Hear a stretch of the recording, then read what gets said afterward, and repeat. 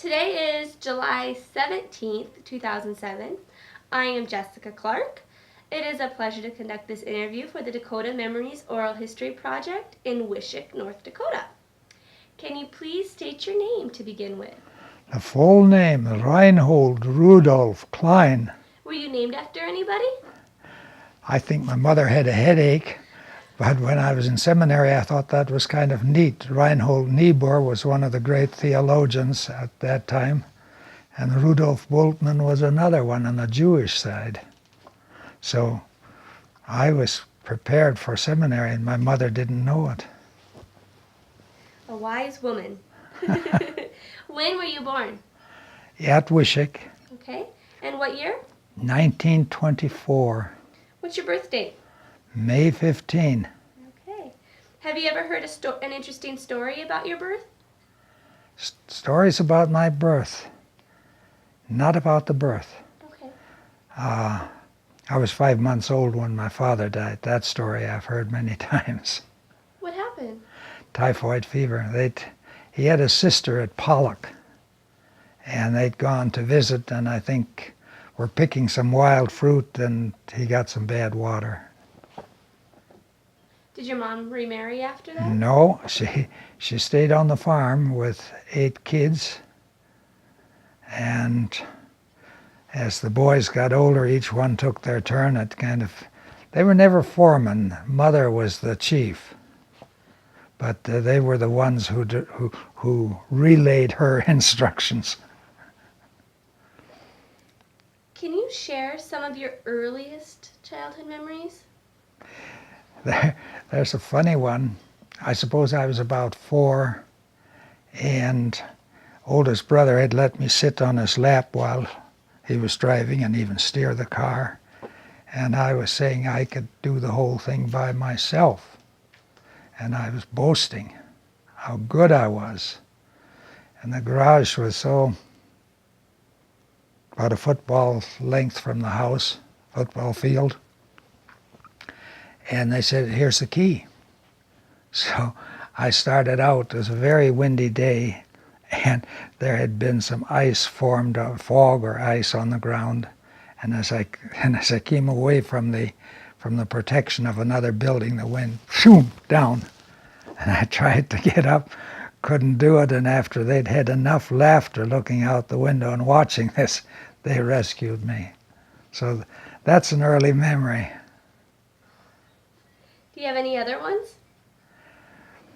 We had cousins living about 3/4 mile from us, Dad's sister and her family, and so we were back and forth with those evenings. In the dark, it's a funny thing, you imagine goblins behind you, and if you weaken to start running, then you're really in trouble because you can never outrun them, it seems. So those were some early memories, but we had great times together. Let's turn to your family history for a while. Start with your grandparents on your father's side. Did you know them? No, I didn't. Okay. Grandmother had died in 1919, and my grandfather in 23. And he died at 84, and the next year my father died at 42.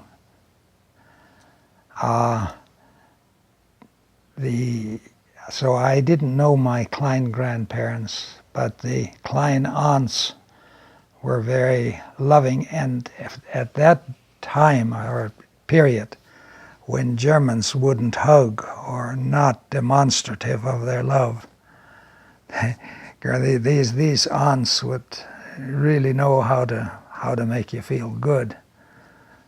They were open and sharing of their love and their hugs and all of that. So how many children did your Klein grandparents have?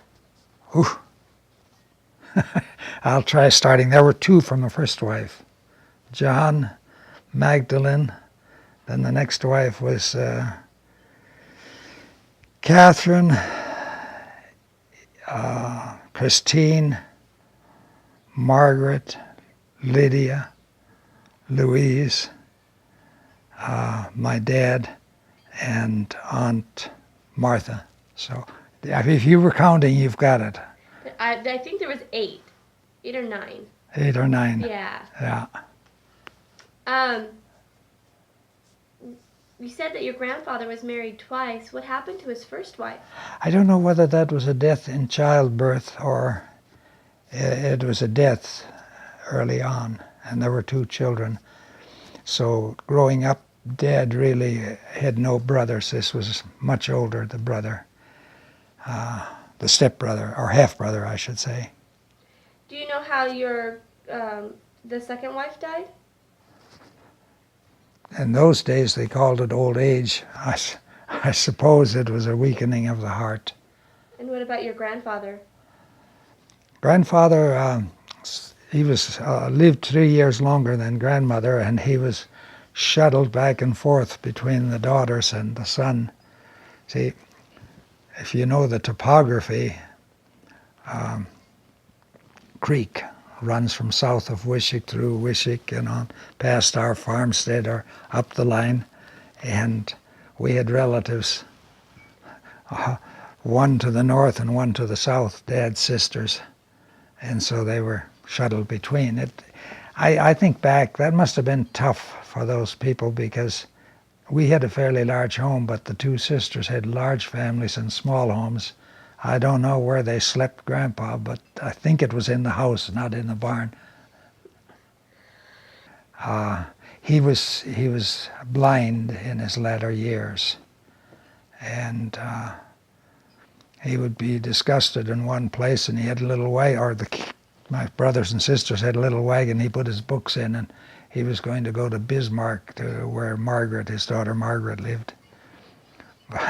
But in those days, you know, those large families, pretty largely one of the grandchildren would be with Grandpa and take care of his needs.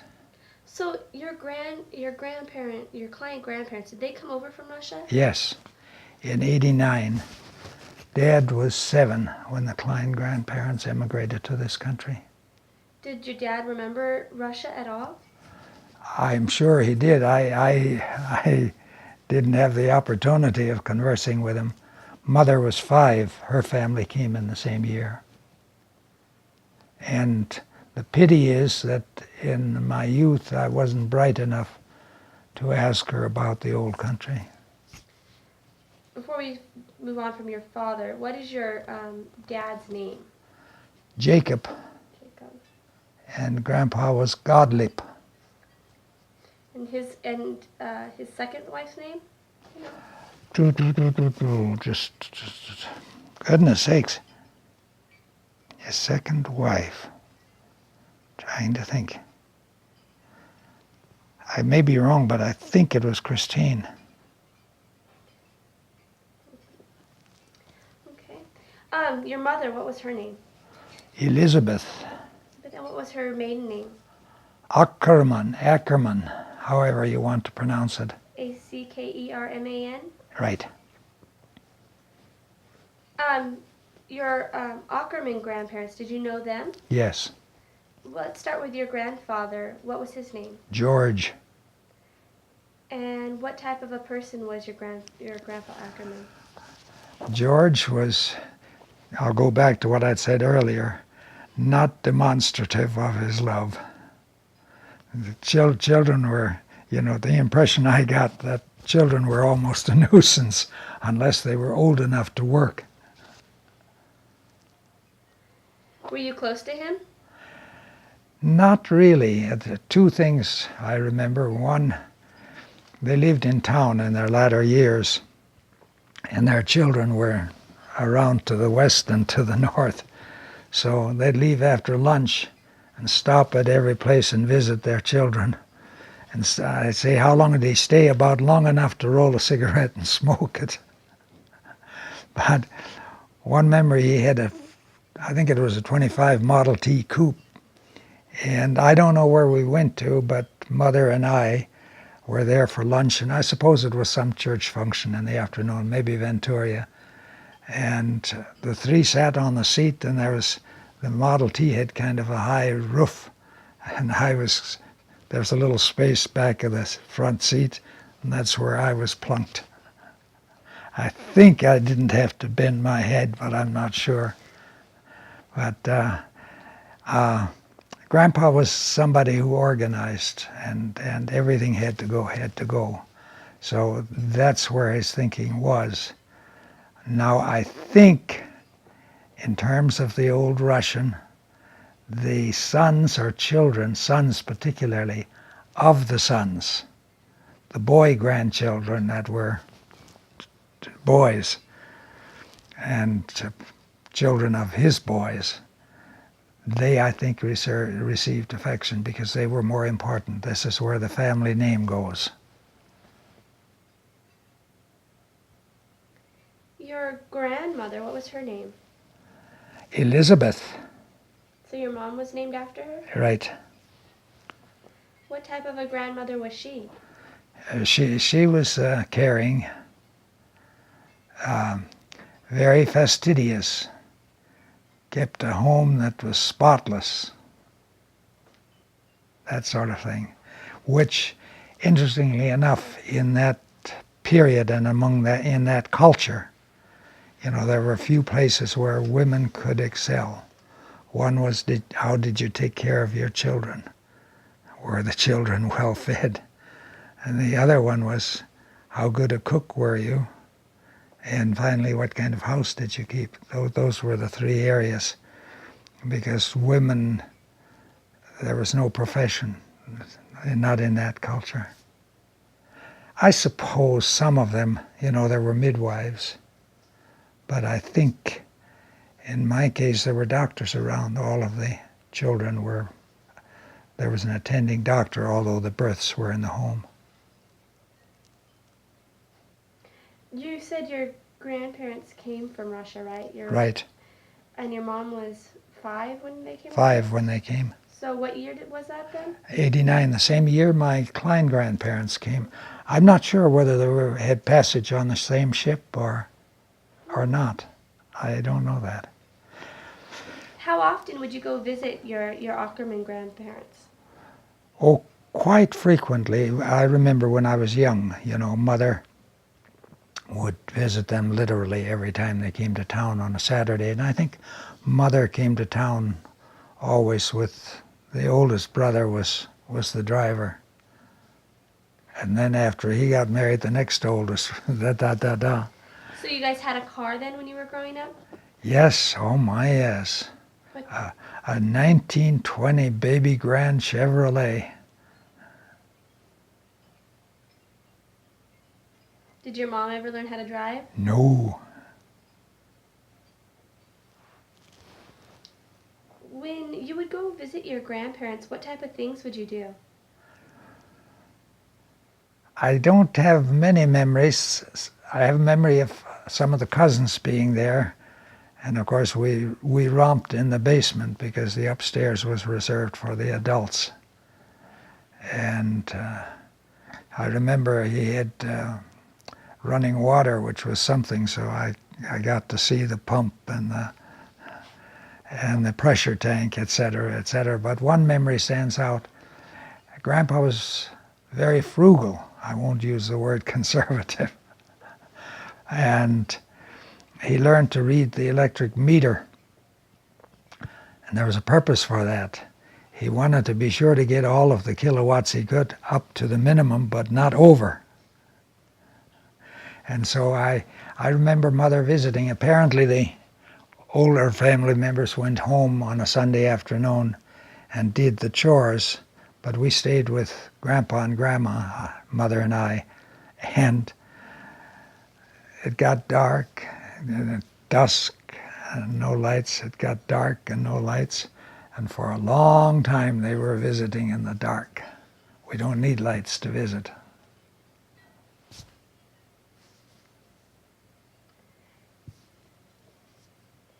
Did your grandparents visit you out on the farm often? Oh yes, see this route going out west, and then there were three daughters close together, and then 4, and then he went over to the sons, who were east and north.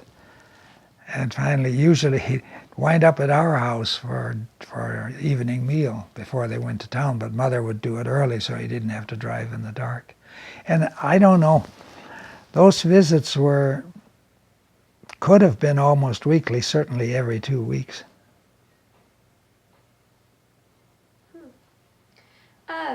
How many children were in that family? 8. One had died, I think, in childbirth. Were you close to those aunts and uncles? Oh, yes, yeah. When you mention uncles, I should tell you I wound up with 6 Uncle Freds. That was a very popular name.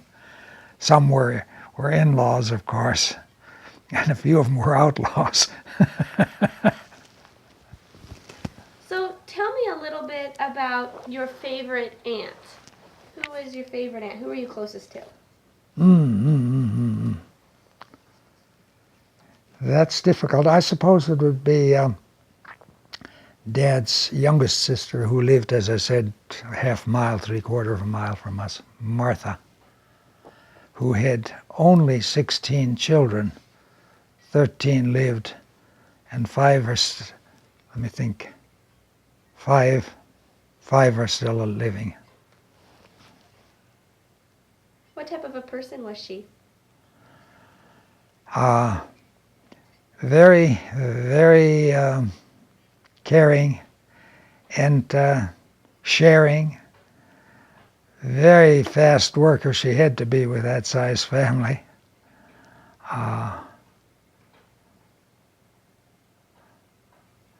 But the babies came with great frequency. There were some, let me think, there were 6 that were younger than I. Then number 7 and number 8 were kind of my age, who were the playmates.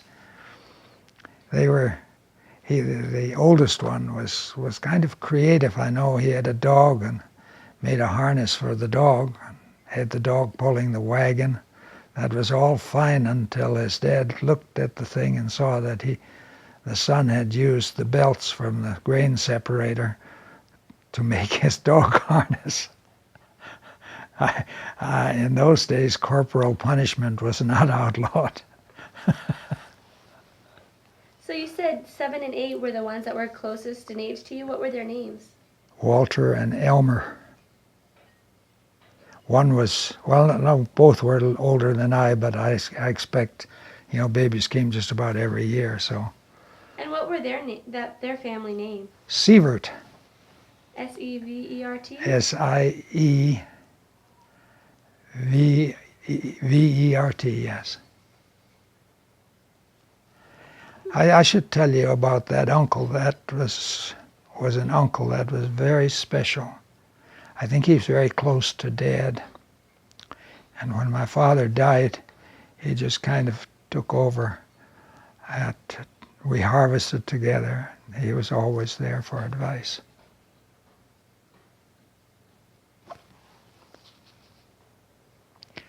So were you close to him then when you were growing up? Yeah, since that family was close to us, but I think it was later on in years that I understood and appreciated how important he was in my growing up and in our family's life. Excuse me for getting teary. Oh, that's okay.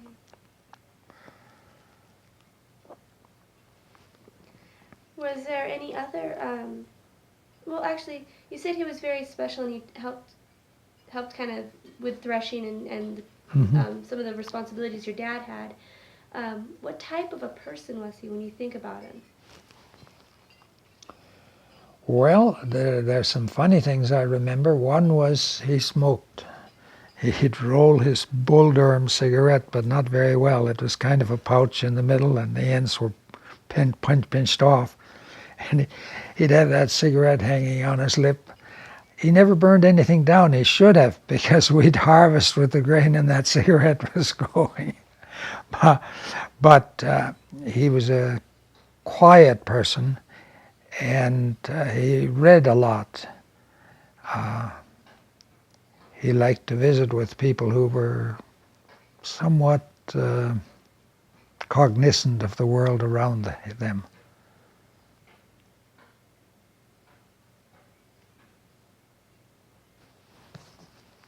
Was there any other aunts or uncles that you think back and were Well, really important in your childhood? two of mother's brothers lived just north of us, and we were together a lot with them. And they were helpful, but not to the degree that this Uncle Godlip was. And there were children in those families my age. We'd go skating in the wintertime. There was usually some water and holes in this creek. And I remember one time we were at Uncle Fred's place, the kids and the parents were gone. So after skating, well, let's make fudge. And we were all boys, so we didn't have the faintest idea. We knew cocoa went in and sugar went in, and we boiled it a little bit too long. It didn't set up, it became powder, and we wound up eating it with a spoon because we had to get rid of the evidence. So when you were growing up, were a lot of the kids that you played with your cousins and your brothers and sisters, or? Well, I had brother was 4 years older than I, next brother was 5 years older than I, so that I played with mostly with the 4-year-old brother. He was the hunter. I wasn't. I know I begged him once to let me shoot the shotgun. He pretended reluctance, and finally he gave it to me. He didn't tell me about the recoil. You could remember what happened when I wasn't aiming for anything. I just wanted to shoot it. Over onto my back I went. So, but on hunting, he always took me along because we had dogs, but they were not trained like Gunner. He'd shoot a duck in the fall of the year, and it was kind of a mud hole, but probably maybe water this deep. Just go get it. I shot it. So did you go duck hunting every year? Oh yes, we went duck hunting, whether it was season or not. If we were hungry for duck, we went for a duck. Would you hunt pheasant back then as well? A lot of pheasant in the middle 30s, or 33, 34 in there. See, those were the days when we had straw piles. We didn't own combines. And those old separators, a lot of seeds went through with the straw. So that was perfect wintering for the pheasants. They'd have their feed there and their protection from the cold. And in the wintertime, if we wanted to eat a pheasant, there was no difficulty to go to the straw pile and pop one off and have a pheasant. And I think the game wardens expected that would happen. So when you were growing up, do you remember any of the hunting regulations? Like, what could you hunt? How many ducks could you shoot? Oh, I don't know how many ducks, but I don't know that there was even a limit on some of those things, because in the fall of the year we had lots of wild ducks. I think once or twice a goose. We were not really in a flyway for the geese. What about deer? Did you ever go deer hunting? And interestingly enough, this area during the drought years, very little wildlife. Never no deer in the area here. No fox. A few badgers occasionally. Skunks. His brother that was older than I in the fall of the year, after they hibernated, he would find the dens where they hibernated and dig them out, shoot them. And he did it quite well without getting too messed up and stinky. So what was he shooting skunks for? Just pelts, skin them and sell the pelts. That was money. He was the hunter, and he made money on his hunting, except one time we had a brooder house on the farm, for chicks, and it wasn't used in the fall, so he'd get a rabbit, he'd throw it in. And there was a period he didn't go hunting. And he had quite a few rabbits in that house, but he hadn't sold them yet or skinned them. And we were missing a pig. couldn't find that pig. Finally, he went hunting again, and here the door opened in, and the pig had gone in, and then the door closed. The pig couldn't get out, so the pig lived on rabbits, and there went his money. So I think he still continued to eat pork. What about trapping? Did you do trapping when you were a kid? I didn't. My nose was in the book. I wasn't an outdoors person, except I went along with him. Yes, he did trapping, and the trapping was a lot of muskrats.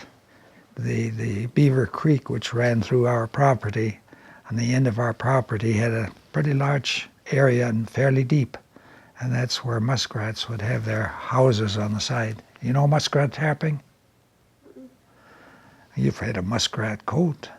Well, the muskrats build a house where they can get out to the bottom and be in the water, or come up into their house out of reeds. And he'd cut off the top of that house, set a trap. And he had to check the traps quite often, because muskrats would gnaw off their own leg to get free. But he'd catch a lot of muskrat, weasels or ermine, mink, some mink, and rabbits, of course, he shot. I was helpful to him at that point. I'd forgotten about this. We'd go hunting at night. Had an old car, there was a space between the hood and the fender. And he'd lay there with his .22, which was a semi-automatic. And I'd drive. If I got a rabbit in the lights, I'd just follow the rabbit. He'd get it very quickly. He didn't have to shoot very often. He'd have the rabbit. So when you talk about rabbits, are you talking about jackrabbits? Jackrabbits, yep. Were there a lot of them back then? There were a lot. We didn't have any predator for the rabbits. There were no fox around. Fox will keep the rabbit population down. I should go back and tell you two stories about my grandpa Ackerman. He had a brother living just north, and then I don't know where the brother-in-law lived, by the name of Koenig. But at any rate, the three of them took their wagons. They were going to go over to the Missouri River, which is roughly 30 miles, to get some firewood. And on the way, Mr. Koenig was ahead and was going over the hill, and then they heard an awful racket from the other side of the hill. And they were thinking Indians. Their wagons turned around. To heck with the brother-in-law. They headed for home. We don't know what happened to him, but 3 or 4 days later, Mr. Koenig came with a load of wood. It was something else. It wasn't Indians. The other thing funny about Grandpa was at Bismarck, I suppose, with some other people, for some reason. Maybe somebody was in the hospital. Bismarck, was a hospital. And went to the restaurant to eat, and the waitress was trying to get the order, and he was thinking he wanted a full meal. And he said he wanted everything, meaning a full meal. And the waitress just kept bringing food. So language barriers were a problem. Now, the Klein relatives were ahead on learning the language. And I think that was because Grandpa Klein didn't want to be out in the boonies, so he homesteaded. He could only get an 80, pretty close to Eureka. And basically did truck farming. Those dogs, he sold vegetables and milk and butter to the hotel or restaurant and whatnot. And when the daughters were old enough to work, of course, they worked and brought income. But as a result, they spoke German earlier, English, and they were fluent in English earlier than Grandpa Ackerman. So did your Grandpa Ackerman learn how to speak English? Oh yeah. He knew how to count and add and save the dollars and how they mounted. So how important was religion to your grandparents? Oh my, the Klein was evangelical, but and the Ackermans were Reformed. And when Mother married Dad,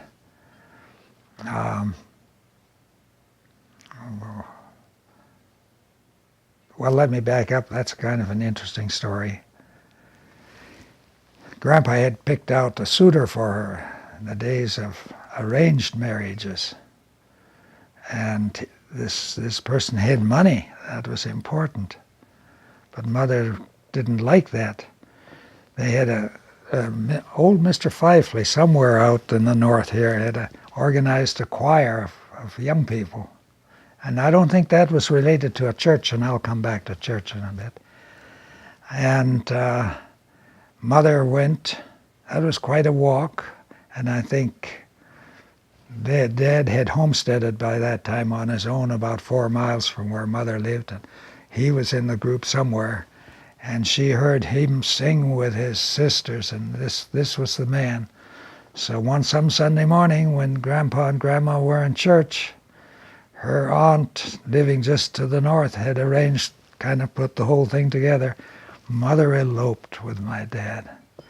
And Grandpa she was out until Grandma had a baby or Grandma was sick, and he came and got Mother to help take care of Grandma. So that was quite something in those days. You pick your own mate. Now back to church.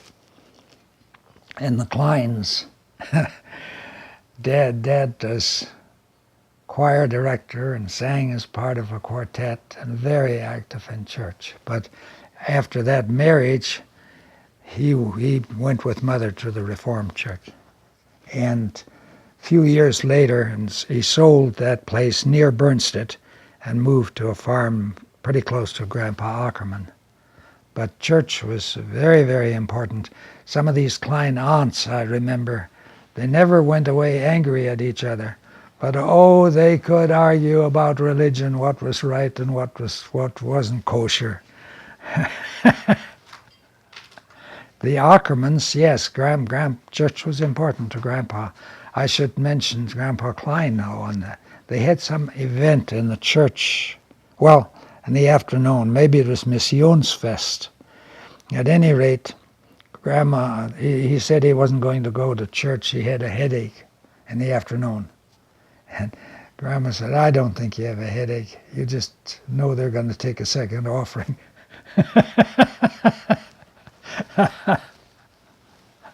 So you're getting all of the scuttlebutt here. But singing was a very important part. And the singing would be hymns, largely hymns, yeah. Do you remember any of the old hymns that they sang often? Oh, well, the German one, you know which one I'm going to say, everybody. Gott ist die Liebe. Und großer Gott, wir lieben dich. You don't speak German. Nope. God is love. Great God, we praise you was the second one. There were a whole lot of others. But this language thing, I remember the change came in the church when I was a teenager. And we had a pastor who was very wise. 3 Sundays be German, 1 Sunday be English, and then increasing. But we had a hymnal which had the words for English and the words for German. And the parents sang German and we sang English. So do you remember those hymns, like the words to them? Oh, I suppose probably What a Friend We Have in Jesus, More Love to Thee, a whole lot of hymns. I can get the book and sing them for you, but you don't want that. No, we would love that. We would love that. We'll do that next if you don't mind. That would be great. I don't know where I have a hymnal. Okay, just tell us what the title is of the song. Love Divine. Okay.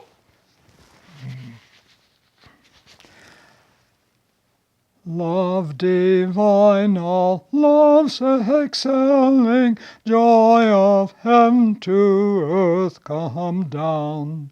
Fix in us thy humble dwelling, all thy faithful mercies crown.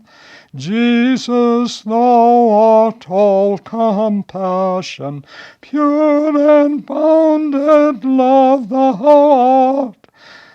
Visit us with thy salvation, enter every trembling heart. I should have picked one that didn't go so high. That was beautiful. Oh, though. thank That you. was beautiful. God will get you for lying. You talked about your parents, how they met and how they got married. Can you tell us how she coped with losing your father? How was Of course, I was a baby, yeah. but mother was very resourceful. Grandpa Ackerman, I told you, was the director. He had her shearing sheep and all kinds of things, so she wasn't entirely helpless when she lost her husband, though it was a blow. I have some pictures of the funeral. Dad apparently was a friend to everybody. The yard was full of wagons and buggies and horses and what have you the day of the funeral. Was that hard for you growing up without a father? Not really. Uh, the brothers took that role. They would discipline, they would love. When I went off to college, there were a couple of brothers that were really treating me like a father. So that wasn't difficult.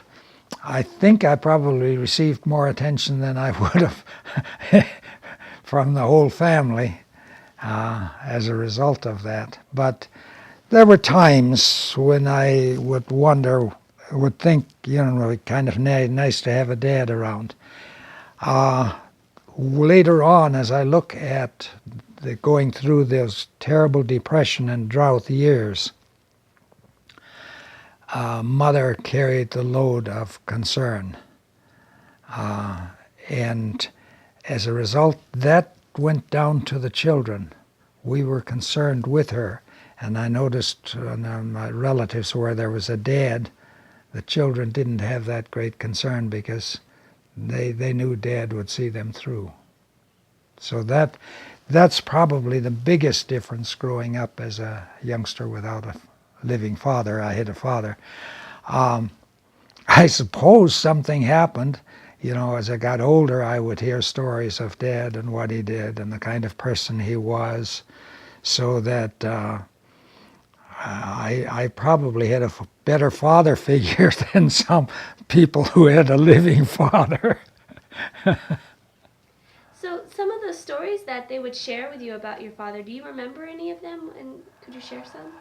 Well, they revolved around his patience, except one thing. The older brother remembered that something broke and he was to fix it, and he didn't have a plier or a jackknife in his pocket, and Dad scolded him. Those are things you live with. You don't leave them at home. It was said that if he had a failing, but in one sense it wasn't, when he got to town and got visiting with the neighbors and his friends, he would come home almost too late to milk. So that was a plus and a negative. And these aunts, his older sisters, would always talk about what a great guy Jakob was. How many children did he and your mom have? I was the bottom, 8. Can you list them from oldest to youngest? Oh my, yes. Emma, Lydia, Albert, Harold, Christine, Edward, Elmer, and the Reinhold Rudolph. Let's start with the oldest, Emma. What type of a sister was she? She could play the piano by ear and had a beautiful whistle. She could whistle the tone beautifully. She had only one child, very devoted, could easily be taken advantage of because there was no guile in her. She thought everybody was fine. Now the next sister was somewhat different. How should I put it? She cared more about reading. She had 2 children. They were both rambunctious. The younger brothers and sisters said, if we have children, they'll never be like that, and I suppose they were. What might characterize her best is 2 or 3 things. She was what she thought, she spoke. When her son died, her husband had died of a heart attack, and her son had heart problems. He was a sports announcer. When he died, she was philosophical. She said, well, now I don't have to worry that he'll have a heart attack on the road and kill somebody else. And she said what she thought. She was a great cook. And all of the family except Emma were still living, and we were all together at her house for a dinner. And we brought stuff too. But when we were done with the dinner, she said, I have an announcement. She was 78. This is the last family dinner I'm going to do. She died at 79, so she had, interestingly enough, she was to have heart surgery, I think bypass. And I stopped to see her the night before the surgery, and then we went on a trip.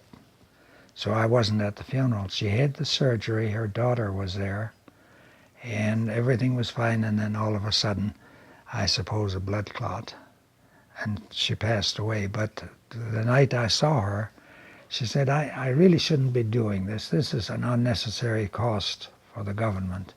I'm old. I should live out my life. And I said, well, but you get tired when you go up and down the steps. Your life will be better if you have this surgery. And her life was better, but somewhere else. So next was the brother Albert. He was mechanically inclined. And I told you about that 1920 baby grand. In 1927, I suppose Mother thought maybe the car was pretty old, but he was making a case for buying a new car, because by then you would not have a touring, cloth sides. And he said to Mother, yeah, this will cost some money, but you won't have to buy winter coats for the children because the car will be warm. Well, not terribly warm, but they did buy the car. But he was the mechanic all his life. I think if he'd had full training, he could have come up with some real inventions. The barn had a large center aisle. He would take the car apart and change rings or do what have you in the barn in the middle of the winter. And he was one of the brothers that was very helpful to me in going to school and that sort of thing. The next brother, for some reason, he was the guy who wound up in the family. Well, there were 2 in the family that did not have a strong self-image. Why, I don't know. But he was the fellow who observed the world around him. He knew all of the birds. He knew their habits. He knew the horses. He knew which horse was the lead horse, would kind of control the other horses. When he was sick and getting some cancer treatments at Bismarck X-ray, radiation I should say, he asked me about somebody, and then he asked me about somebody else and somebody else. He knew all the people in the neighborhood, in the town.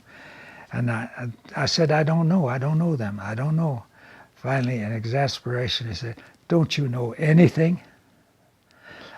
But the truth was, he was constantly aware of the world around him.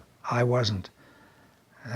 Maybe I was in that book world, not in the real world. Then comes my sister Christine, who's 94, down in the nursing home.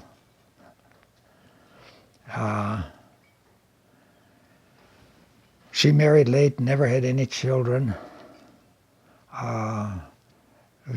Also followed the husband.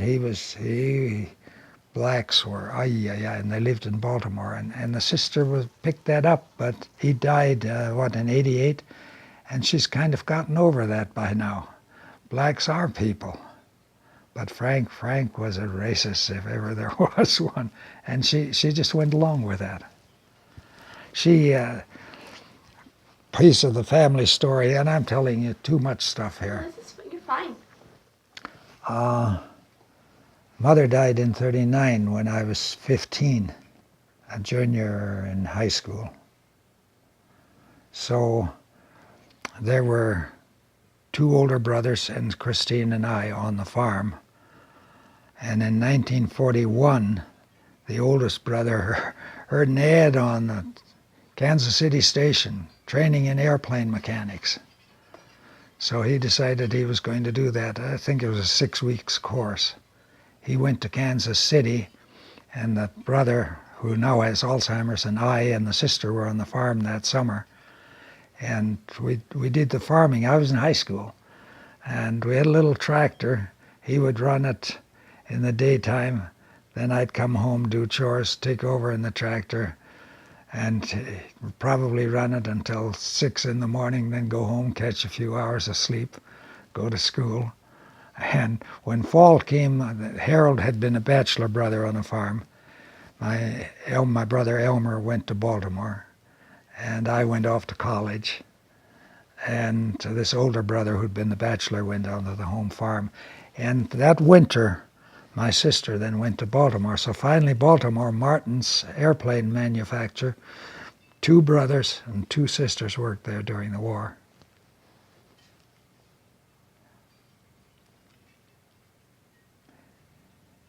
So who was after Christine? After Christine, Edward.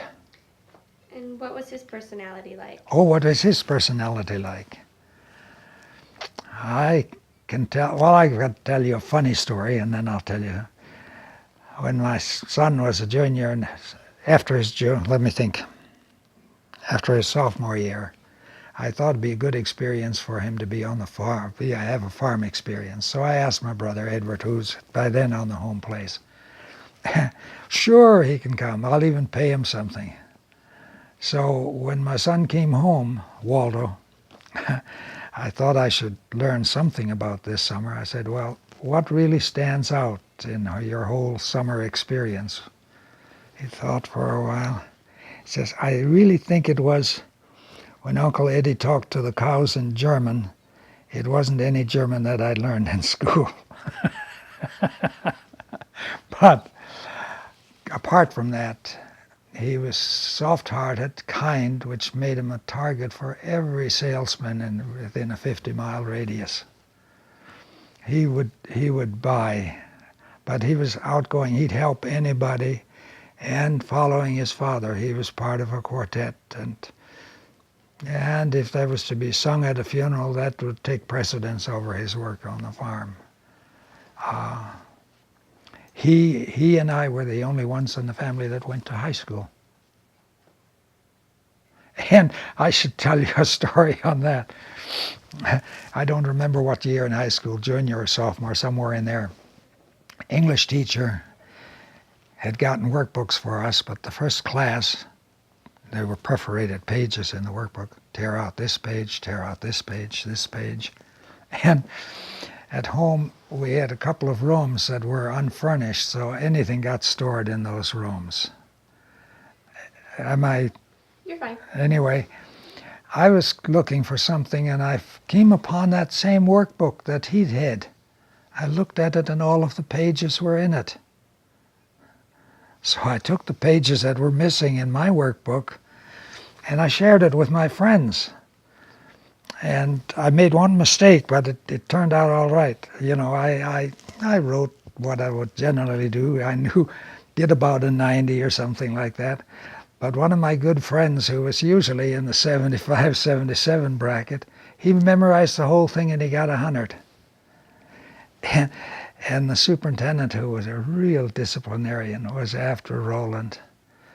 That can't be. Roland said it happened. And I was shaking in my boots, but Roland never revealed why he got 100.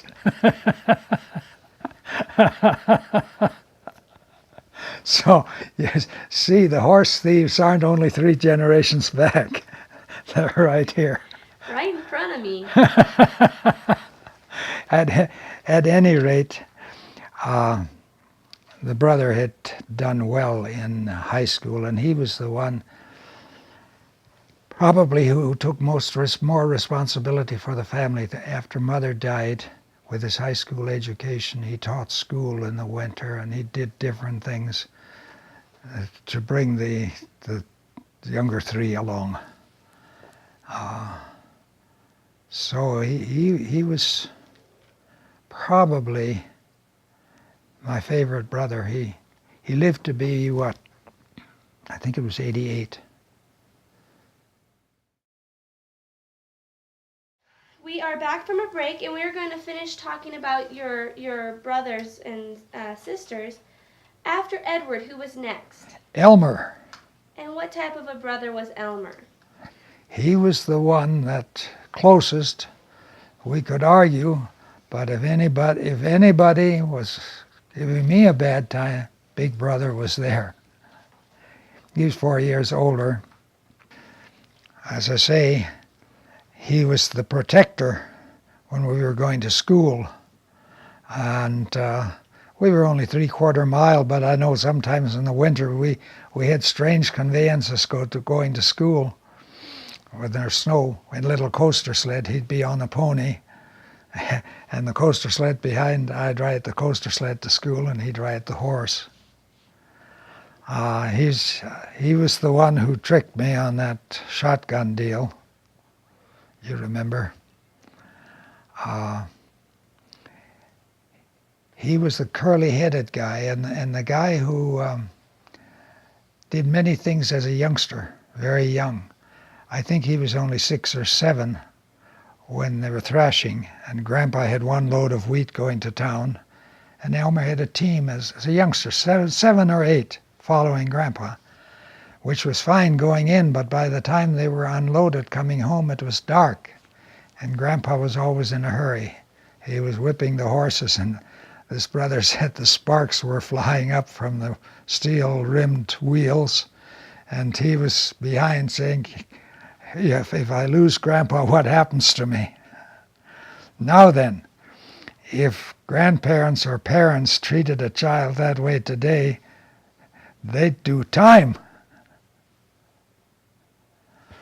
But another incident, the 2 of us, during those dry years, we had an open winter, very, very little cold or no snow. And the rest of the family was gone. He and I were home alone. Well, we can disc that field. It isn't frozen. And the disc about 8 feet wide, 1 seat for the operator, 4 horses. And then there were 2 pieces of steel going out to the side and the discs underneath. And I sat on those and held, but he hit a rock and I tipped off front.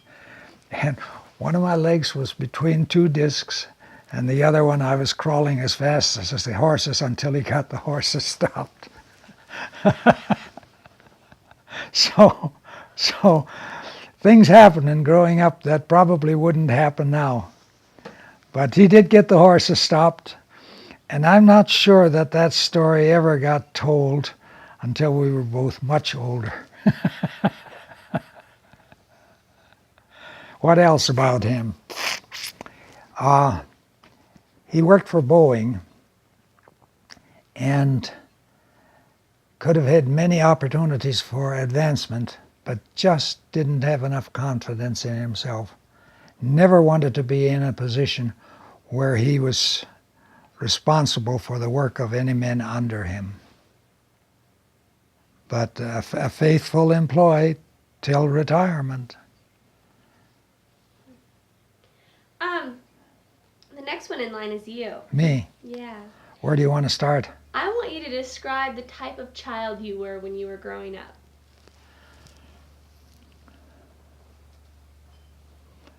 Well, probably too vain.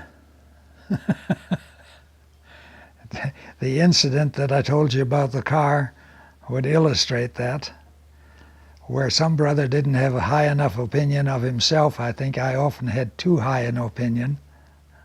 One thing, though, I had a nice little rubber ball. And I took it to school, and somebody else had it, and I wanted it.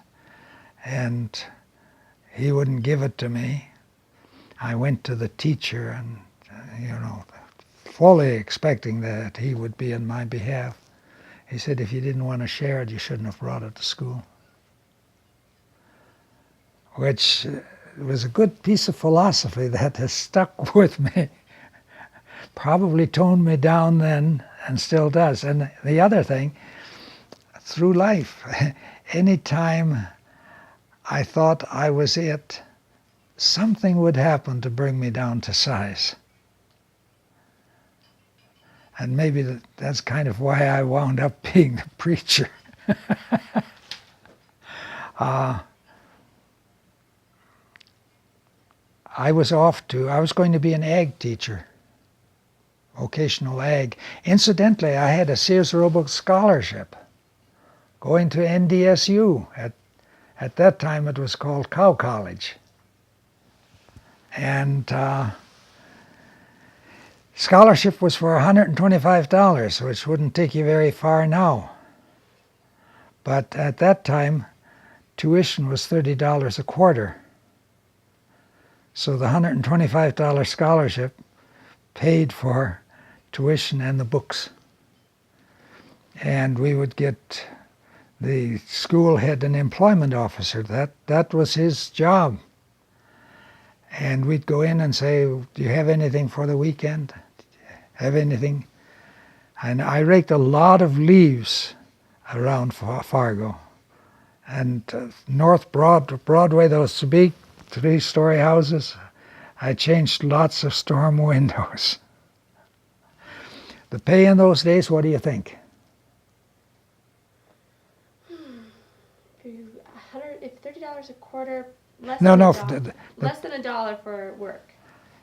Generally 15 cents an hour. If you were lucky and some rich lady felt sorry for this college kid, you might get 25 cents an hour.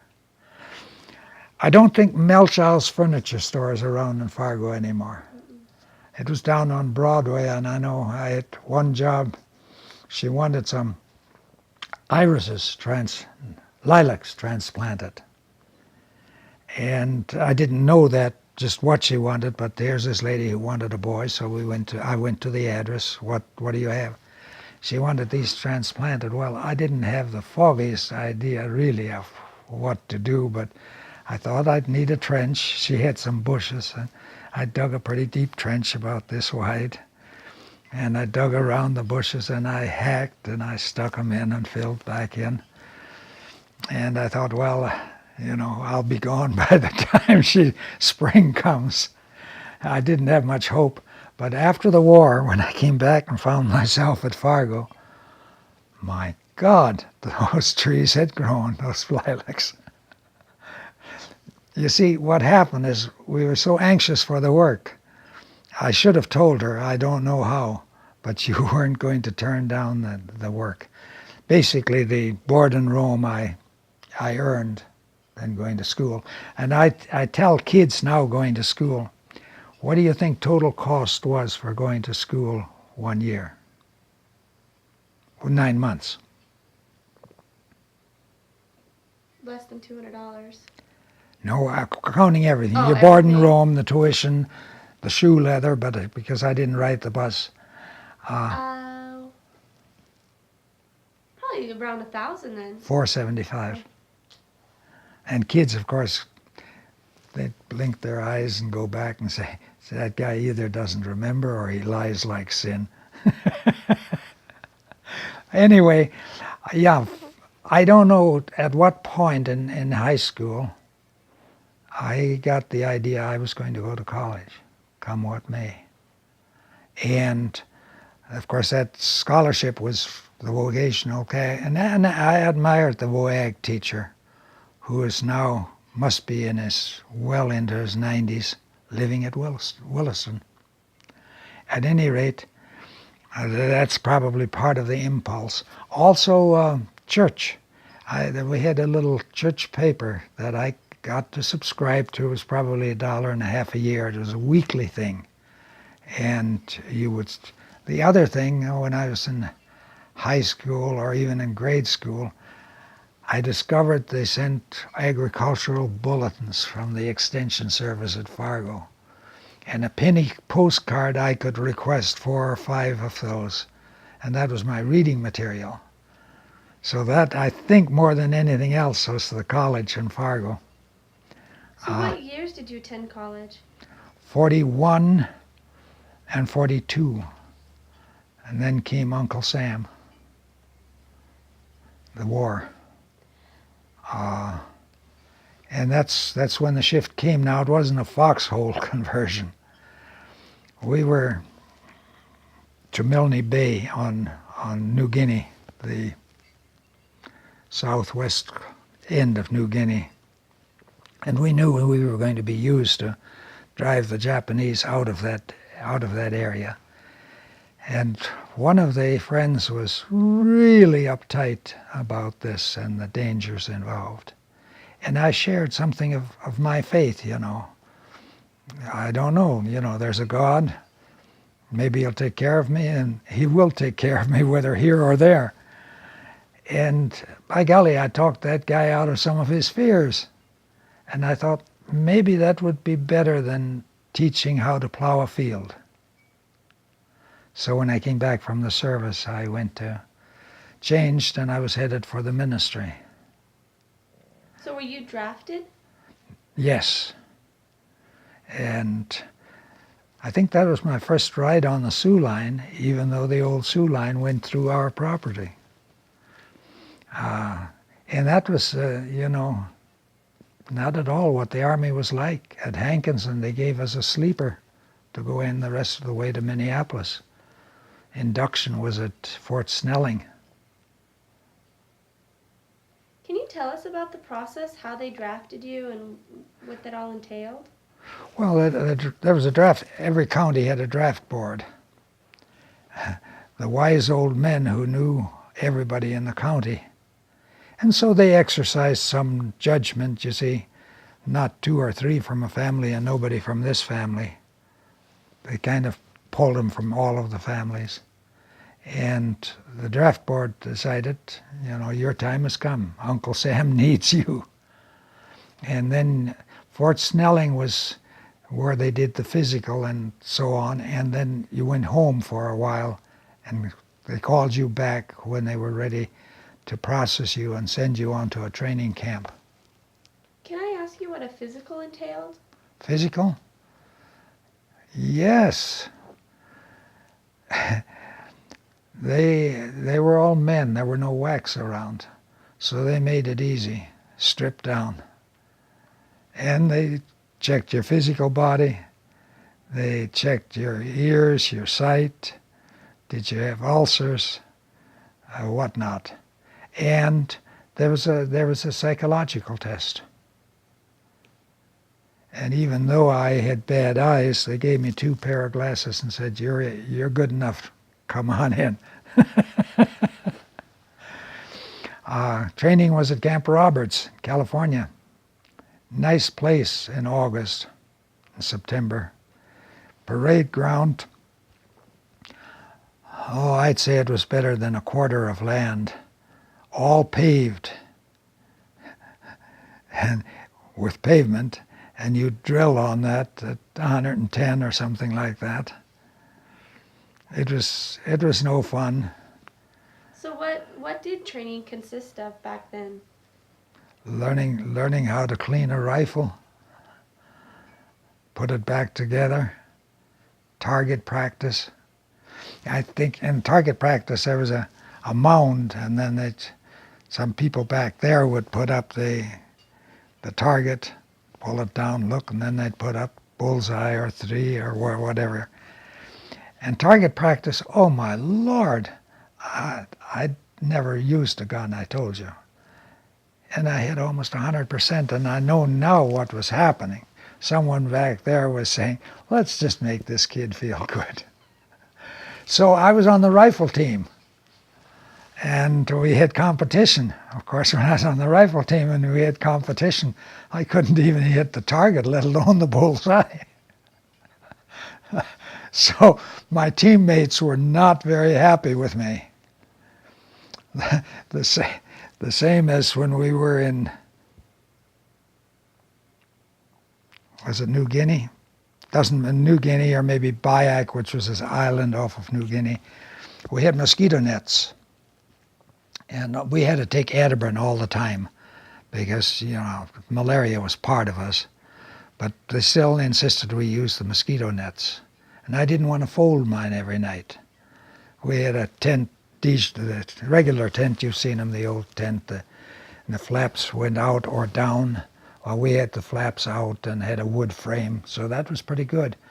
But under this, I decided, hey, I can put some runners and I can build a rack so I can just roll the net in there and then push that in as a drawer, and that'll be nice for the day when inspection comes. Well, the colonel looked at that and he says, that's nice. Make all of the others do that. Persona non grata. You can imagine how much I was loved. For we didn't have power tools, a hand sawed to rip boards into strips like this. But I was the bright guy who was the dumb guy. So, were you drafted into the Army then? Into the Army. I had hoped that I might get something else, but I was a doughboy. There was some, we were on, this was WWII, and there were Japanese. We had just landed. We were pretty close to the beach. We dug slit trenches. All of a sudden, the mortar rounds started coming in. I was going for my slit trench, but two other guys had made it there before I did. So I was lying on top. And you didn't know what was going on. It didn't last too long. And our mortars apparently were able to zero in on the attack, and it was over. I wound up with good varicose veins because this was on New Guinea. We had an outpost of soldiers, and with supply, we were the pack animals. Carry your rifle and I think 60 pounds through creeks and up hills, and we carried supplies to them. Once or twice we found where the Japanese had ambushed somebody ahead of us, but the bodies were still lying around, so that wasn't very pleasant stuff. One other time I was then in ordnance. They needed someone in ordnance, and I had worked for GM had a warehouse at Fargo at the time, and I'd worked at GM dealing with parts. So by golly, my name came out, and I was taken from the Army into ordnance. And we serviced 6x trucks, Jeeps, the old Dodge, I don't remember what they called them, and small arms weapons. And this was in the Philippines, I think, yeah. We thought the Japanese didn't have any airplanes left, but they did, and they came strafing.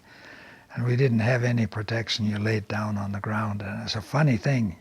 You hear the bullets, and you swear there are one on this side and one on this side. Now, they may have been much further away, but the feeling at the time was, when is this going to end, or am I going to be one of those dead bodies?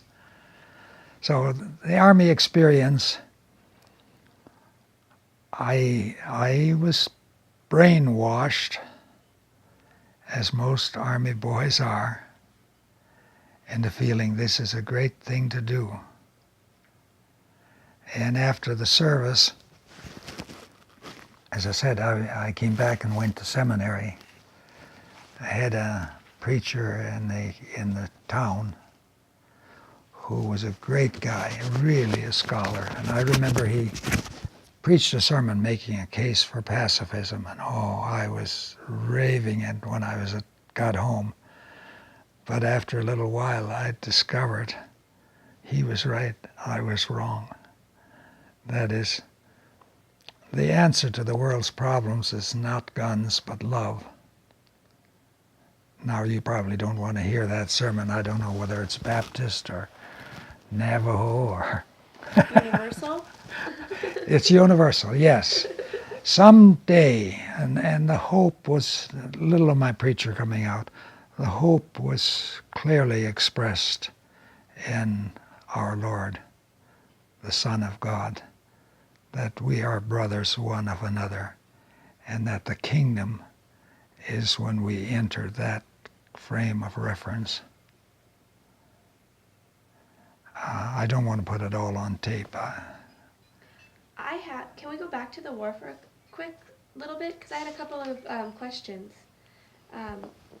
Were the people that you served with, were they also from North Dakota, or were they from other places? I was 41st Division, and that was a Montana National Guard division, if I remember correctly. And we came in as replacements. So by that, it was badly decimated, that division, not by guns, but before Atterbury. The quinine supply had been shut off, and the 41st was located in Australia, and they went over the hump to get the Japanese out of New Guinea. And at that time, the Japanese had air superiority, so that was bad. But worse was the outfit was down with 106, 107 degree fever, malaria, and they couldn't no way defend themselves, so they needed a lot of replacements. Consequently, there were people from all over. And one of the things that kind of turned me toward pacifism even before this preacher, we had a fellow from Detroit, and he went out into the back country, in Bayak. Finally, we didn't annihilate all the Japanese. They were in, but they had no supplies, so they were really no danger. They'd come and steal food from our food storage. But he went out into the back country, and here was a Japanese. So he came back and had a flag. I said, "How'd you get those?" He said, "Well, a Japanese had it, and I took it away." "Well, what'd you do with the Japanese?"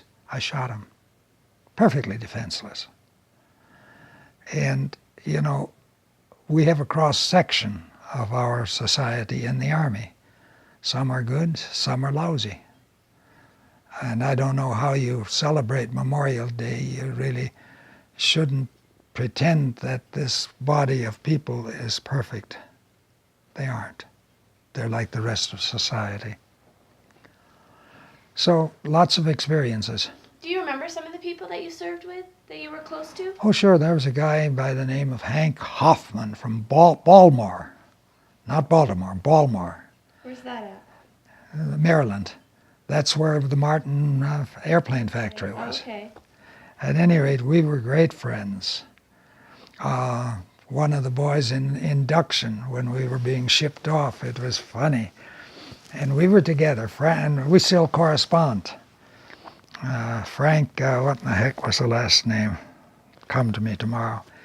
At any rate, when he saw I didn't have a family there, a lot of kids were from Minnesota and close by, so they had families for the send-off. He said, "You can kiss my sister if you want."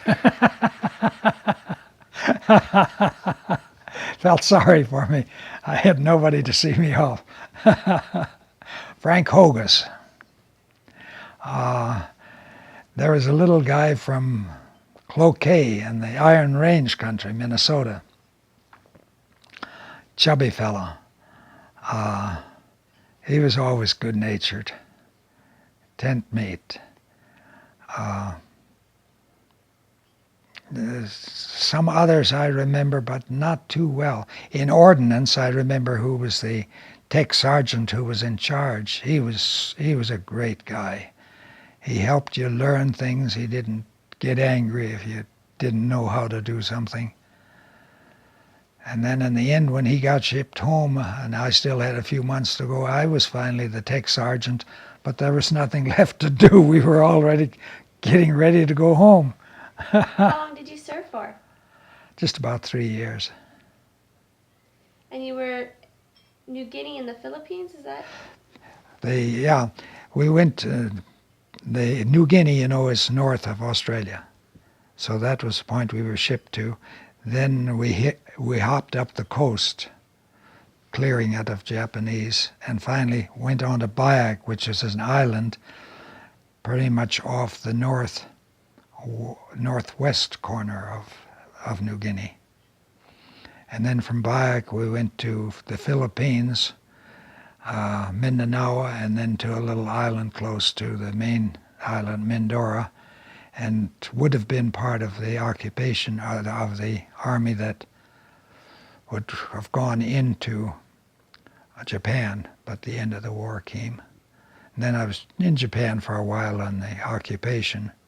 Interesting thing, we had a couple Japanese assigned to us in ordnance, and we weren't there very long. They recognized that we were no danger to them. They'd find a corner and gold brick, go to sleep. But as ordnance, we received all kinds of shipments of jeeps and trucks and guns. We had acres and acres of trucks, and I understand at the end they were all dumped into the ocean because our American manufacturers didn't want that stuff. They wanted to produce new stuff, which was probably part of a good economic decision. The fish are probably still wondering, how do we drive this darn thing? One other question regarding your service. What would you do when you weren't in battle or on duty? What would you do over there? It was a lazy life. At some place, I was the mosquito eradication person, which meant I had a bucket with some oil in it and a pump and spray. Go around and spray all the puddles within probably a mile radius of the camp. You would do mortar practice. You had a lot of time off, no question about that. We are going to jump around for a moment because I want to go back to something you said way long ago. Sure. You mentioned that your mother died when you were 15. How did she die?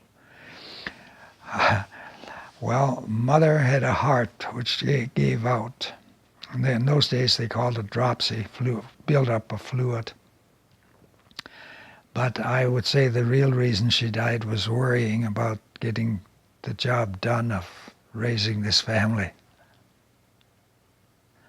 I know she was real concerned because, well, there was no money.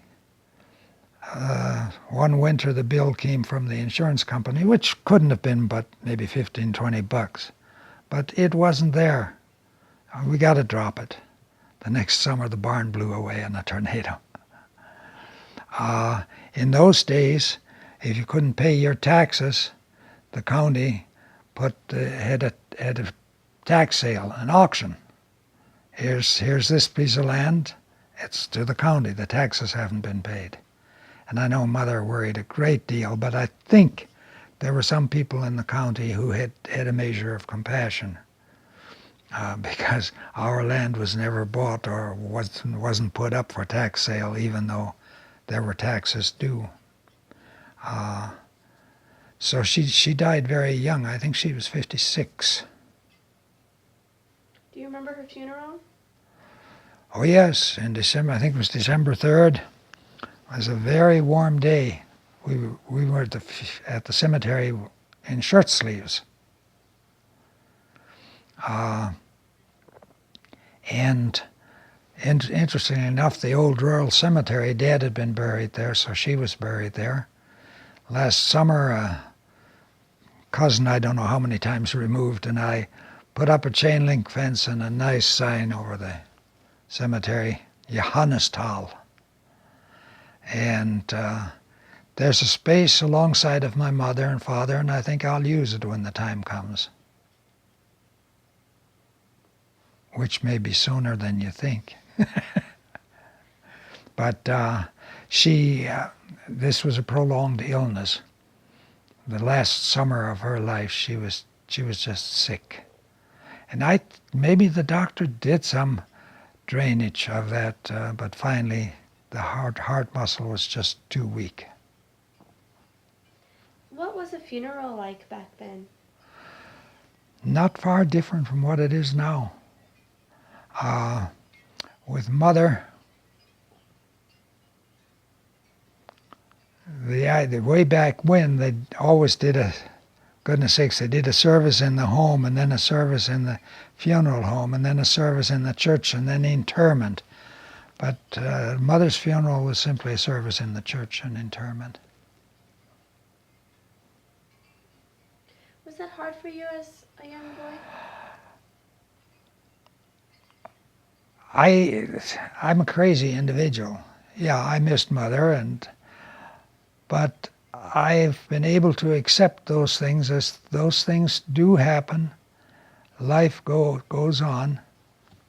Move with it. And that's pretty much the message I've given at funerals myself. You know, this has happened. We thank God for the life that has been, what this life has meant to us. We're grateful for the memories that will live with us.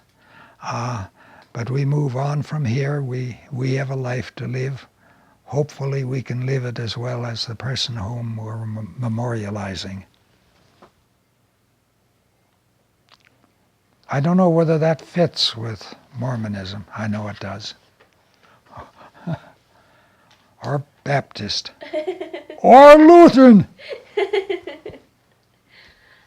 Okay, we are going to do one weird transition here again, moving from funerals to play. Doesn't usually fit well together, but we'll try to transition into what type of activities did you partake in for fun when you were growing up? Maybe funerals and play fit together because life is a total piece. It isn't separate. Go back, Mother's funeral. You know, we didn't hire grave diggers in those days. My brothers and I and a cousin dug the grave. What play? We played some ball. We were so poor we made them sometimes in wrapping a stocking and wrapping something else around it. Sometimes we had a good ball, sometimes we had a stick.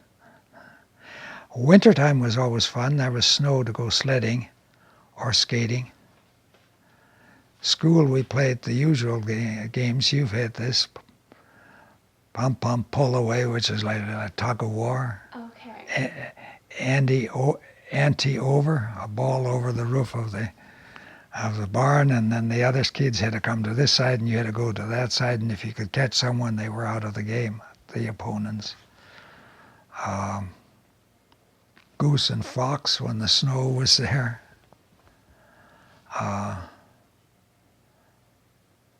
Boys had to wrestle. I think at some point, and I don't know where we got a hold of boxing gloves. We did some boxing. I had a cousin, I don't know how many times removed. He always wanted to wrestle. And somehow I was stronger. I always had the upper hand. But he still always wanted to wrestle.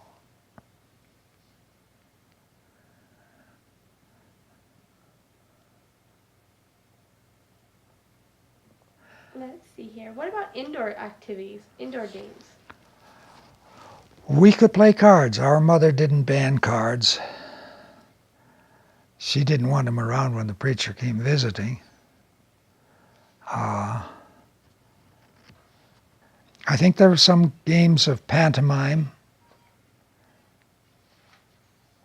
There were indoor games of, how in the world did that work? You were in a circle and you had to walk.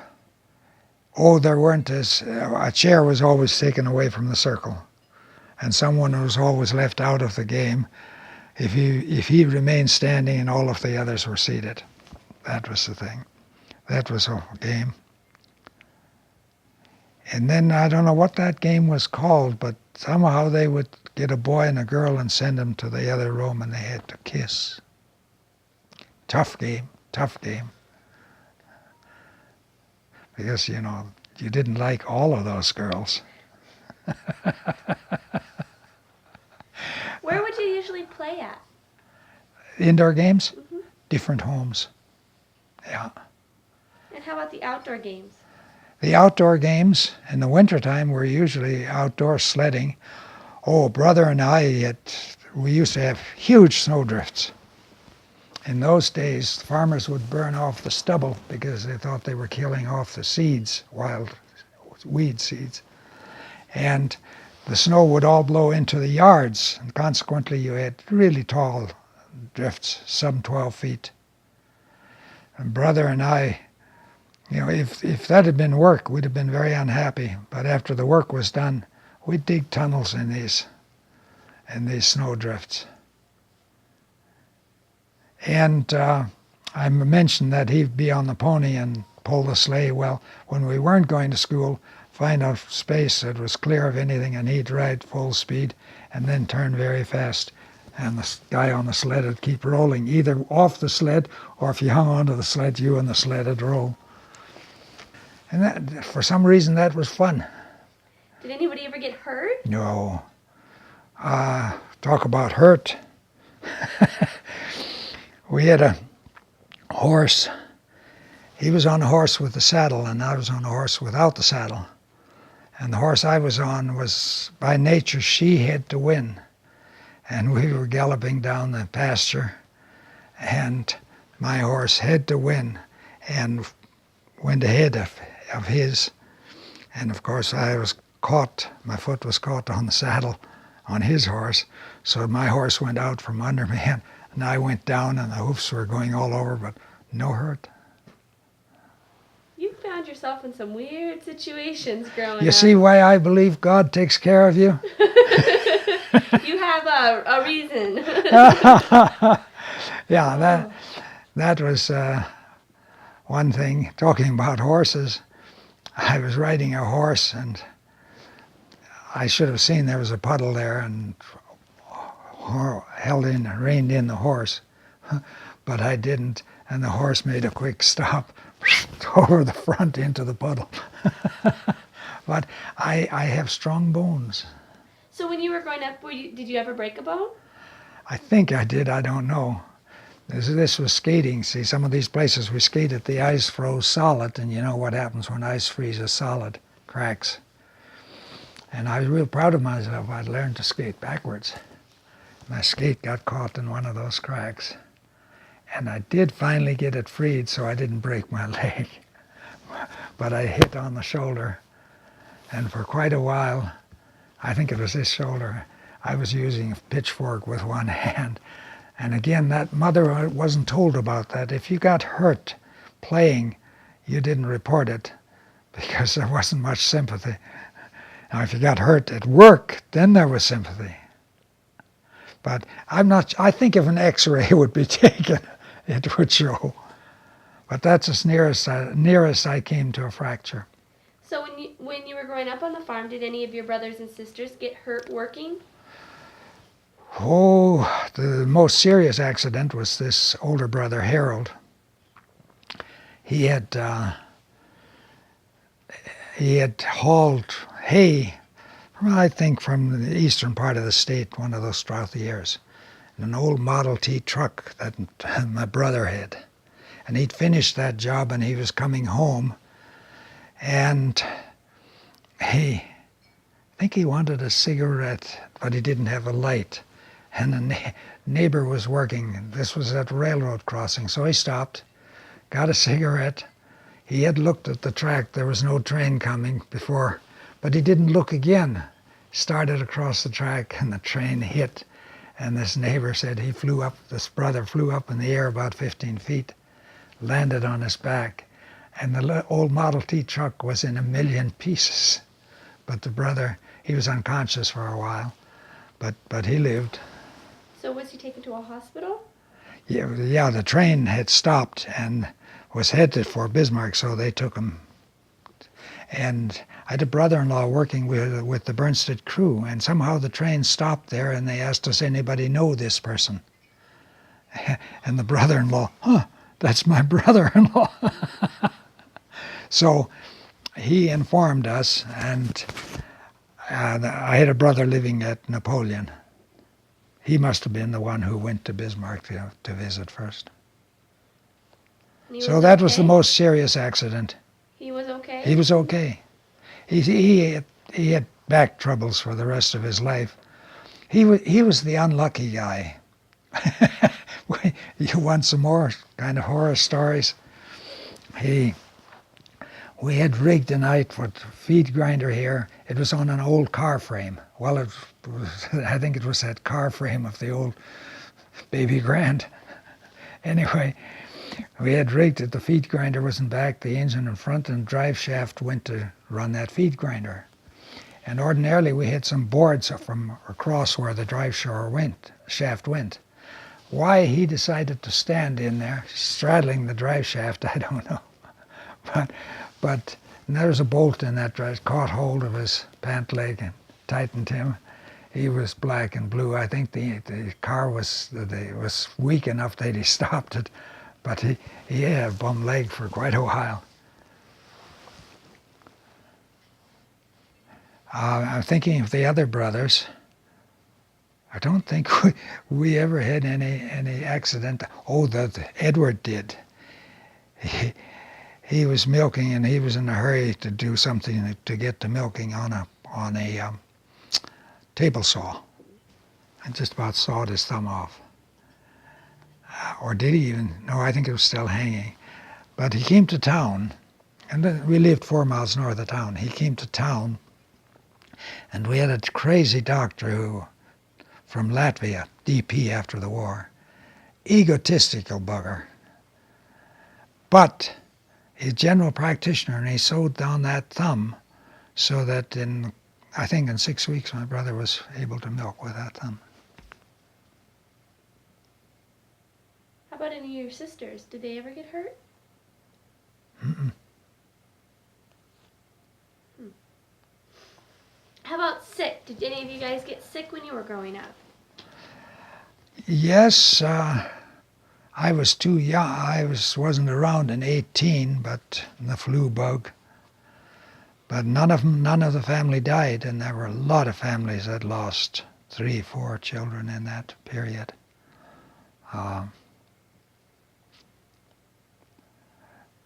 Did illness? I know I had appendicitis once. Yeah, I yelled like crazy. It was painful. They brought the old doctor, called old Dr. Grant. And Dr. Grant felt around, and it was really painful, and identified it, and he said, it's appendicitis, but we'll wait until tomorrow. I don't know what he said to do. I got over that attack and never had another appendix attack. It's still in me.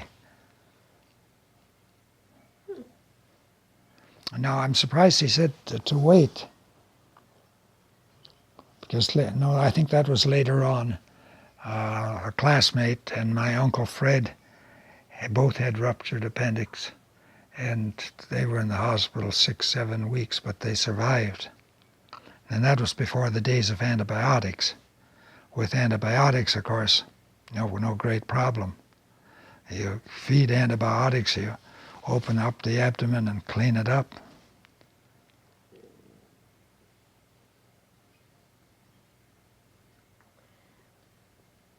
Jumping back a little bit, did you have any toys when you were growing up? Oh, sure. What type of toys did you have? This brother who was the mechanic at one time gave me a little steam engine with burned alcohol and water, and the wheel would go around. There was a cylinder. That was special. Oh, he went had a 2 or 5 week course at Wahpeton, so he had little training, and he had access to a milling machine, and he made a little blacksmith hammer for me. Came home and had a gift for his little brother. My name was on it. You could open it in back. There were some screwdrivers in it. You could unscrew the handle from the head. And somewhere along the line, I didn't think that was important. I sure wish I had it now. That was special. What else? Oh, a dog. When I was just little, Dash, kind of a lassie type. That was real special. That dog could slobber over me, and I didn't mind. I wouldn't like it very well now. But other toys. Well, we made toys. We had an old door. I suppose that was from that 20 Chevrolet, piece of metal. We'd slide down the hill on the snow on that. And we didn't have a coaster. I said coaster wagon. We didn't. We made them. We built a runner, and we took. You know the wagons we used to have, the old wagon box, the metal strip on top, on the side. We'd take it off the wagon box and put it on our sled. Next spring we'd put it back on the wagon box.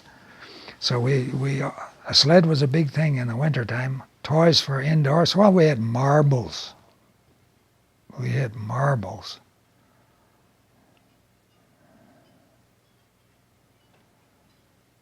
I suppose I had some stuff. Yeah, I think I had a teddy bear.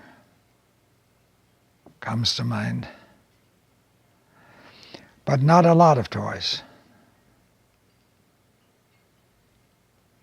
I had a little wagon. Maybe that was the one Grandpa wanted to take to Bismarck.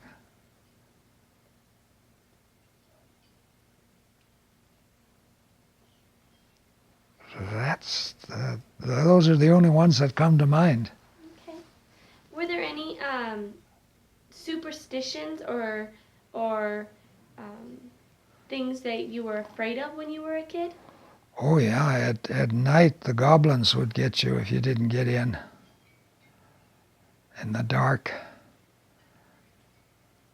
I remember there were some pictures of World War I, and I used to at night live in horror that would happen again and I'd have to be part of it, which happened. So my dreams weren't entirely unfounded. How about rhymes or sayings? Were there any rhymes or sayings that... Oh, nursery rhymes were part of it. Yeah? The Peter Rabbit story was one of my great favorites because there was a rambunctious rabbit that didn't mind his mother.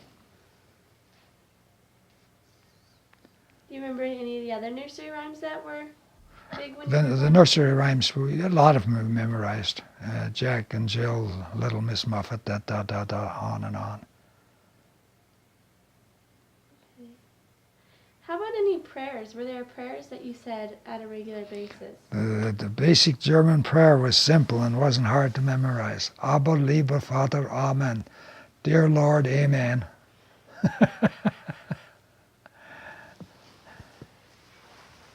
I know you shared with us a hymn, but did you have any favorite songs when you were a child? Oh, I suppose every child, Jesus loves me, this I know, for the Bible tells me so. We never sang the second verse because that really wasn't appropriate for children. You mentioned that people in your family played musical instruments. Did you ever play a musical instrument? Unfortunately not. This older sister played the piano. Dad was able to play the organ, but I asked her just the other day what instrument did they have in church. And the Dad conducted an a cappella choir.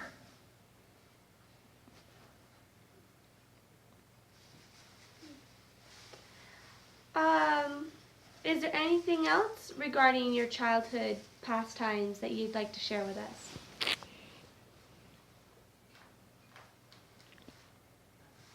I should tell you something good. I've told you all the naughty times. But I can't even think of anything good. Okay, we're going to do some concluding questions here. When you think back to your childhood, what was the most stressful experience you had?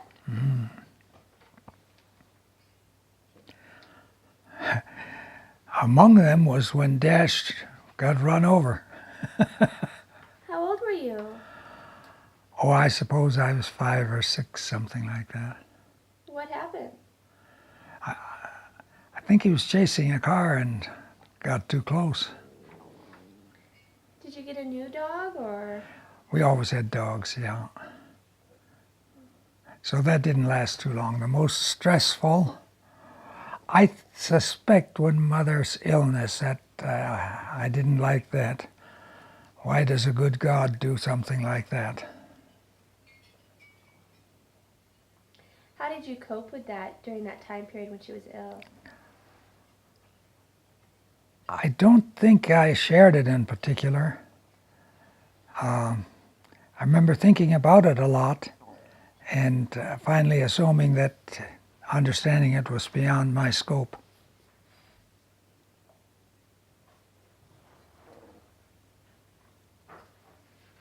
What was, when you think back, what is your happiest childhood memory? I'm trying to decide whether it's between Christmas or Thanksgiving. I think Thanksgiving wins. The married siblings came home, and it was a great meal, and there was singing, a lot of singing in the family by then. This 94-year-old sister made an interesting observation. I'd ask her about Dad, even did a question now I'll ask her. And she said when he died, the singing left us. But by the time I remember singing, it was back in. And I don't think it left for too long. With his older brother, Albert had a strong bass voice, and he sang a lot. Any other memory? You said the Christmas one was a close one. What? Christmas was close, of course.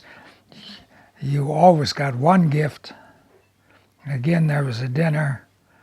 There was snow, so you could play outside. There was a goodie treat from church, and the goodie treat came like this.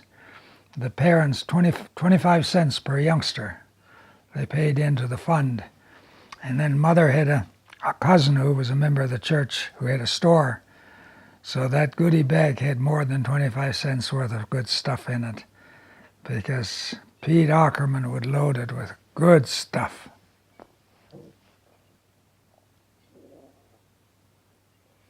Okay, now how about an adventure story? What was one of your most adventurous moments as a child?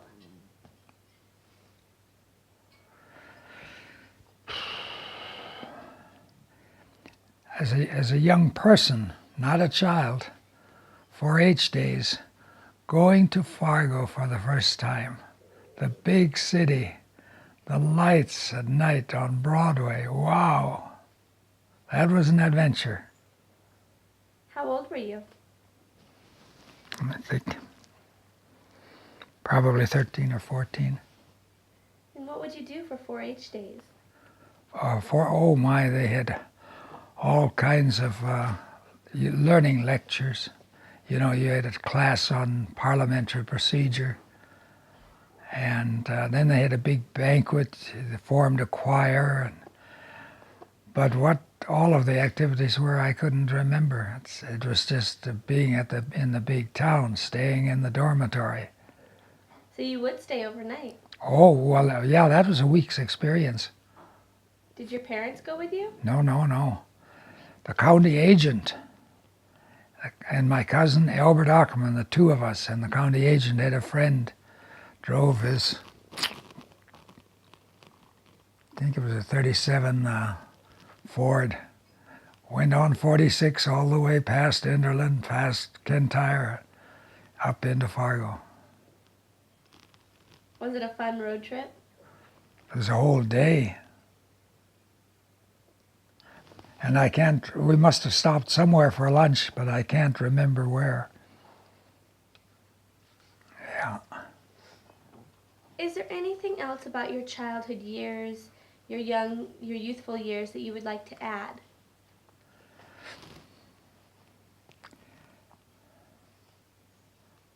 In church and Sunday school, you memorized verses, and we didn't get the bars on the pin. That came later. But if you memorized a verse, you got a pencil.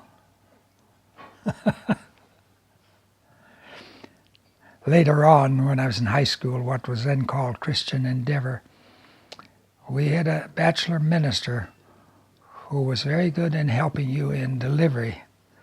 As you spoke something, you had to feel what you were talking about, and that aided the delivery. So you had readings that you memorized, but you really worked at communicating. 4-H days, we had 4-H clubs. That was a service of the extension service from land-grant colleges, and it was an opportunity to develop leadership. The 4-H club was probably 5 or 6 kids, and you had your turn at leading the group in discussion or whatever.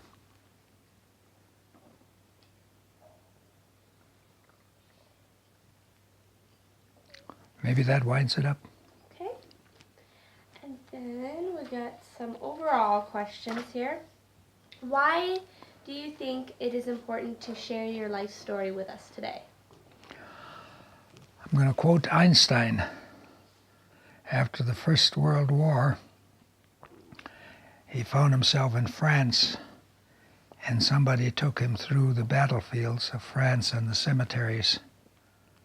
And they said, every youngster should be made to see this. We should learn from our history. That's why it's important. We don't always, but we should.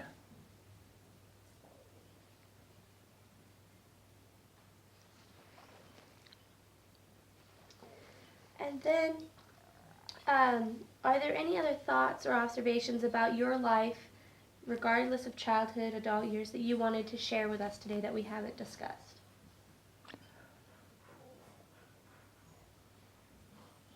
Well, probably in closing, I was the pastor, and I told Will how many times I moved and why I moved. But looking back on that was the richest experience.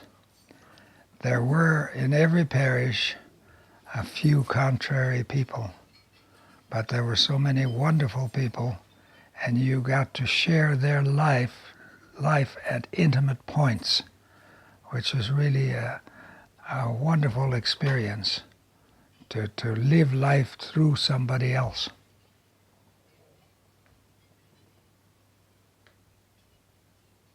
Or learn life. Well, we appreciate it. Thank you. We've enjoyed this tremendously. It's been fun for me. Tremendous.